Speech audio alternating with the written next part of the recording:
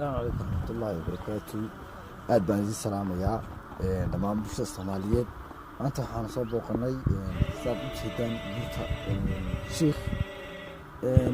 waxaan leenahay dadkeena dhulkeena nimca fadhiga waana tan nimcada fadhiga buuraha aad arkaysaan waxa ku jira batroolkii waxa ku jira waxa ku sheegayay macdintii ilaahay weyneen nimceeyay nimcadana aan ku iimaansanayno.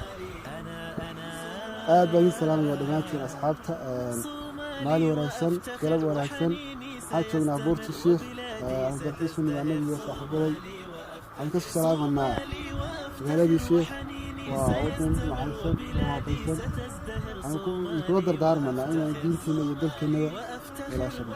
bismillaah salaatu wasalaamu ala